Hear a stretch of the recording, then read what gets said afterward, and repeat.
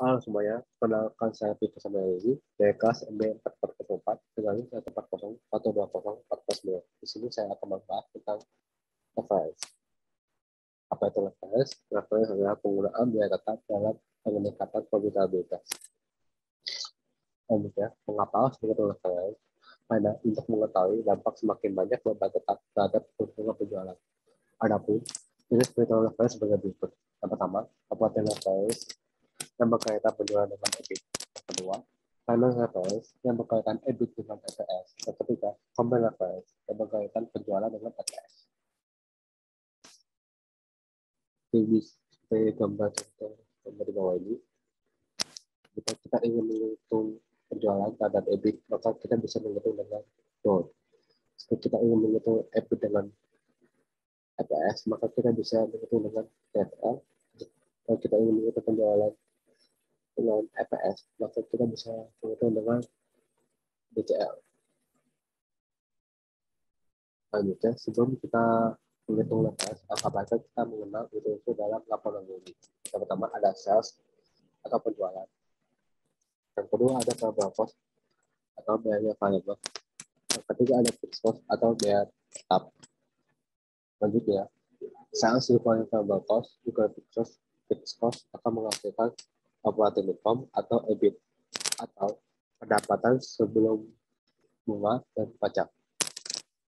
Selanjutnya, EBIT dikurangi interest atau bunga akan menghasilkan EBT atau pendapatan sebelum pajak. Selanjutnya, EBT dikurangi tax atau pajak akan menghasilkan net income atau EAT atau pendapatan setelah pajak. Terkadang, perusahaan memiliki jumlah saham beredar di pasar.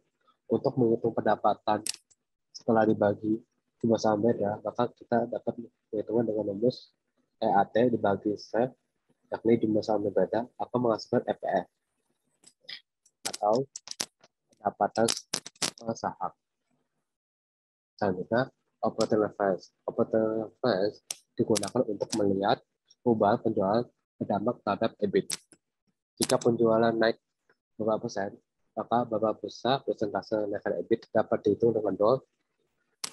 Berikut ada 3 rumus perhitungan DOL. Yang pertama, DOL sama dengan persen perubahan laba operasi atau EBIT dibagi persen perubahan penjualan. Yang kedua, DOL sama dengan S dikali FC dibagi S dikali FC dikali FC. Sama dengan C membuka P dikali FC unit tutup C dikali P dikali FC unit dikali FC. Dan DOL sama dengan S dikali FC dibagi S dikali FC dikali FC. Sama dengan EBIT tambah FC dibagi EBIT. Nah, bisa kita lihat contoh di bawah ini. Jika penjualan naik 5% dengan DOL 4 kali lipat, maka akan menghasilkan EBIT 20% lebih besar daripada EBIT awal. Selanjutnya ada channel reference. Channel reference digunakan untuk melihat perubahan EBIT berdampak terhadap EPS. Jika EBIT naik berapa persen, maka berapa besar persentase kenaikan EPS dapat dihitung dengan DFL. Berikut ada 2 rumus hitungan DFL. Yang pertama, DFL sama dengan persen perubahan EPS bagi persen perubahan EBIT. Yang kedua, DFL sama dengan EBIT dibagi EBIT sama bagi interest. Bisa kita lihat contoh gambar di bawah ini. Jika EBIT naik 6% dengan DFL 3 kali lipat, maka akan menghasilkan EPS 18% lebih besar daripada EPS awal. Selanjutnya ada combined reference. Combined reference digunakan untuk melihat perubahan penjualan berdampak terhadap EPS. Jika penjualan naik berapa persen, maka berapa besar persentase kenaikan EPS dapat dihitung dengan DCL. Nah, berikut ada 3 rumus perhitungan DCL. Yang pertama, DCL sama dengan 0 kali DFL. Yang kedua, DCL sama dengan S dikali FC dibagi EBIT dikali TS. Ketiga, DCL sama dengan Q kali P unit dikali FC unit tutup. Terus dibagi dikali membuka P unit dikali FC unit tutup dikali FC dikali PS. Nah, seperti contoh gambar di bawah ini, jika penjualan naik 7% dengan DCL 7 kali lipat, maka akan menghasilkan EPS naik 49% dari EPS awal. Selanjutnya ada contoh soal. Usaha saya mendapatkan penjualan sebesar 10 juta rupiah dengan biaya total sebesar 3 juta rupiah dan biaya variabelnya sebesar 5 juta rupiah. Perusahaan saya memiliki bunga sebesar 1 juta rupiah dan pajak sebesar 75%, serta jumlah saham yang berada dengan saham sebesar 500.000.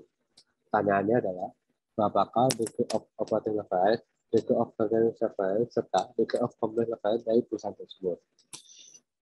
Jadi kita menghitung leverage ya, maka angka baik kita mengetahui apa yang diketahui dari soal itu. Pertama, ada saham atau penjualan sebesar 10 juta rupiah.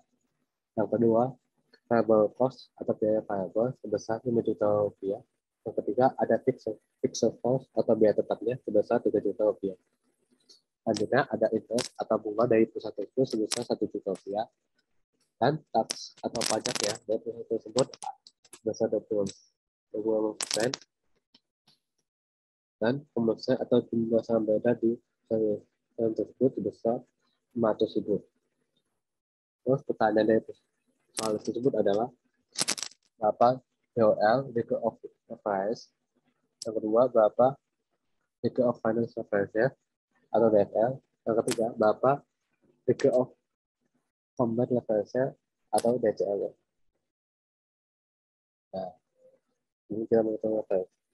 Leverage total, kita harus menghitung apa nomornya.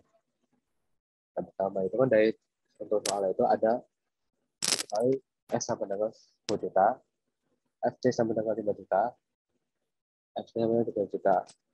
Nah, S dikali FC akan menghasilkan EBIT sebesar 2 juta. Dan interest yang didapat adalah dari soal tersebut sebesar 1 juta, akan menghasilkan EBT sama dengan 1 juta. Dan 250.000 ini dihasilkan dengan cara 100.000 dikali 25% dari pajak perusahaan tersebut. Dan dikurangi akan menghasilkan 750.000. Ya, untuk menghitung EPS ya, dapat dengan cara EAT bagi komersen. Yakni EAT-nya adalah sebesar 750.000 dibagi komersen itu dari soal tersebut adalah sebesar 500.000. Sama dengan 1,5. Selanjutnya yakni menghitung DOL. Nah, untuk menghitung DOL ya adalah dengan cara S dikurangi FC dibagi S dikurangi FC dikurangi FC. Dengan 10 juta dikurangi 5 juta dibagi 10 juta dikurangi 5 juta dikurangi 3 juta. Sama dengan menghasilkan 2,5. Yang kedua, DFL. Rumus DFL adalah sama dengan EBIT dibagi EBIT per EPS. Yakni 2 juta dibagi 2 juta dikurangi 1 juta akan menghasilkan 2. Nah, yang terakhir ada DCL. Untuk rumus DCL adalah S dikurangi FC dibagi EBIT per EPS. Yakni 10 juta dikurangi 5 juta dibagi 2 juta dikurangi 1 juta akan menghasilkan 5. Atau juga dengan cara lain seperti DOL dikali DFL, yakni 2,5 kali 2 sama dengan 5. Sama aja ini perhitungannya.